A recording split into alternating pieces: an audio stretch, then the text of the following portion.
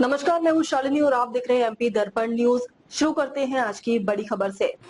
बिजली के झटके से सियासत गरम, अपने ही शासन में विधायक पर ट्रांसफर करवाने की धमकी। शाजापुर में बिजली कटौती का मामला अब जबरदस्त सियासी रंग ले चुका है। हालात ऐसे बने हैं कि भाजपा की सरकार में ही भाजपा विधायक अरुण भीमावत को बिजली विभाग के अधिकारी की सुनना पड़ा। इतना ही नहीं, विधायक का आरोप है कि बिजली अधिकारी ने उन्हें ही ट्रांसफर करवा देना तक कह दिया है। मामला जिले के ग्राम विकलाखेड़ी का है, जहाँ करीब 21 लाख रुपए के बकाया बिल के कारण बिजली विभाग ने गाँव की बिजली काट दी थी। इसी गाँव में शादी का कार्यक्रम था और बारात आने वाली। अंधेरे में शादी का संकट खड़ा होने पर ग्रामीण विधायक से मदद मांगने पहुंचे। वहां कर्मचारियों और विधायक के बीच तीखी बहस और हॉट टॉक हुई। सबसे दिलचस्प बात ये रही कि भाजपा के शासन में भाजपा के ही विधायक को बिजली विभाग के कर्मचारियों की खरी खोटी सुननी पड़ रही है, जिससे जिले की राजनीति में भी खूब चर्चाएं शुरू हो गई हैं। उधर बिजली विभाग के अधिकारियों का कहना है कि जिस गाँव की बात हो रही है वहाँ करीब 21 लाख रुपए का बकाया राशि है और नियम के अनुसार 10% राशि जमा होने के बाद ही बिजली सप्लाई बहाल की जा सकती है। ग्रामीणों का आरोप है कि एक दिन पहले अधिकारी द्वारा ग्रामीण के साथ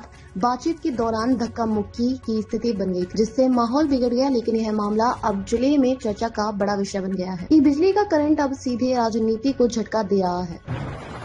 सर, बकाया की क्या स्थिति है जिले में? बकाया की स्थिति काफी है। यहाँ पे अभी सरकार समाधान योजना लेके आई है, जिसमें कि नवंबर महीने में 100% सरचार्ज माफ था डोमेस्टिक वालों को। उसके बावजूद भी हम लोग 15% वसूली कर पाए हैं नवंबर, दिसंबर, जनवरी, फरवरी। सरकार ने उसको मार्च में और बढ़ाई है और तकरीबन 126 करोड़ का बाकी है। एक शाजापुर में जो बताया गया है कि कई बड़े बकाया आ रहे हैं, उनको कार्रवाई नहीं की जा रही है। सभी को समान रूप से कार्रवाई होती है और यहाँ का पैटर्न है कि लोग ट्रांसफार्मर फेल होने के लिए होते हैं, नॉर्मल डिस्टिनेशन से भरते नहीं है। तो वो जो क्योंकि जैसे ट्रांसफार्मर ने काटा है और उसमें जैसे बता दें 20 लाख रुपए के आसपास अभी गाँव में भरती है, इसमें 34,000 रुपये जमा है। शाजापुर शहर में सर क्या कार्रवाई, कितने बकाया है? शहर में तो स्मार्ट मीटर लगे हैं और वहाँ पे ऊपर से डिस्टिनेशन हो जाते हैं। शाजापुर शहर में स्मार्ट मीटर लगे हैं और उसका डिस्टिनेशन कंप्यूटर से जाएगा, वहाँ आदमी को नहीं जाना पड़ता। फिर भी बकाया कुछ हुए थे यहाँ पे, आज भी ऐसी मामला सामने आया। कल की घटना और उसके पहले की कुछ घटनाएं संज्ञान में मुझे आई थी। इसी बात को लेकर मैंने आज डीएस आदरणीय झा साहब से बात की थी टेलीफोन पर। तो उन्होंने सत्यता तो कुछ नहीं बताते, सीधे कहे मेरा ट्रांसफर कर दो। तो मुझे ध्यान में आया कि आदमी इस प्रकार की बातें क्यों कर रहा है। मैं ऑफिस आ रहा हूँ, आपके बड़े अधिकारी से बात करता हूँ, क्या आपको क्या परेशानी है? तो उनका सीधा ये जवाब था मेरा तो ट्रांसफर करवा दो आप। फिर आगे बात करी तो कुछ स्थायित्व वाली बातें नहीं करते हैं वो। और जो किसान टेलीफोन लगाता तब भी उनको जवाब नहीं देते हैं।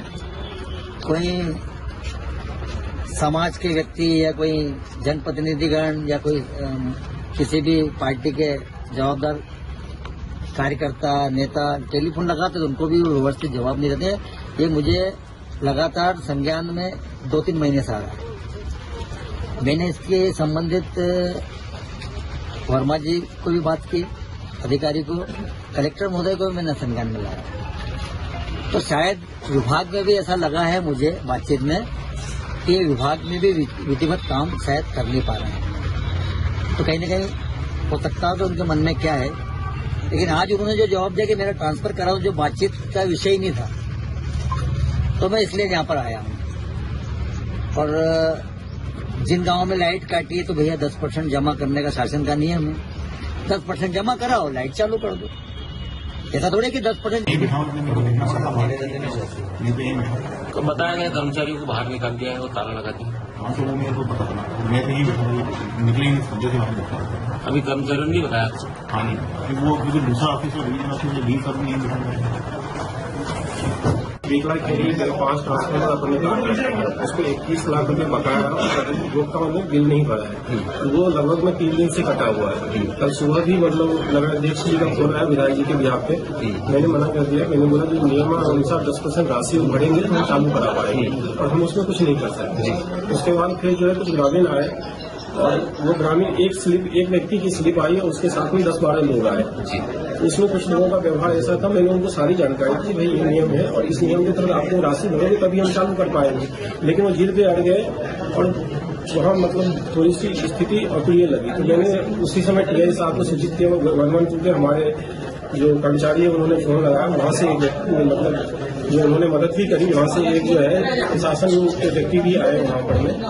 उसके बाद उन्होंने दबाव बनाने के लिए गलत बयानी करना शुरू कर दिया, जो हमारे साथ में घटना नहीं हुई, जबकि इस तरह की कोई स्थिति नहीं है। ना तो उन्होंने किसी प्रकार की अपनी भाषा का उपयोग किया, ना ही ने किया, और ना ही हमने जो है विधायक जी ने आरोप लगाया, तो उस पर क्या कहेंगे आप? विधायक जी ने जो आरोप लगाया, विधायक जी ने क्या था, विधायक जी ने मेरे को बोला कि भाई वो आप दिखला के उन्होंने भदोनी का पूछा, मैंने भदोनी का बताया उनको कि भाई यहाँ पर जो है मुझे इनकी जानकारी नहीं है, जानकारी नहीं करके आपको बताता हूँ ये बकाया का काटा है या क्या कारण है।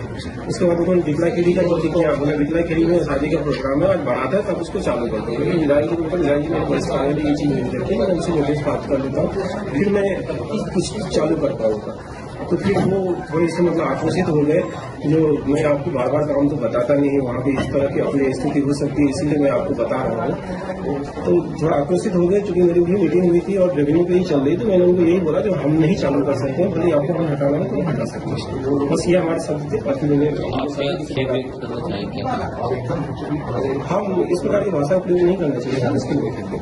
क्या नाम सर आपका? अब तक के लिए बस इतना ही, फिर मिलते हैं ऐसी ही बड़ी खबर के साथ। तब तक के लिए मुझे दीजिए इजाजत और देखते रहिए MP दर्पण न्यूज। आपको हमारी खबर पसंद है तो Instagram, Twitter, Facebook, YouTube channel को लाइक करें और सब्सक्राइब करें। ऐसे ही लेटेस्ट अपडेट पाने के लिए बेल आइकन दबाना न भूलें।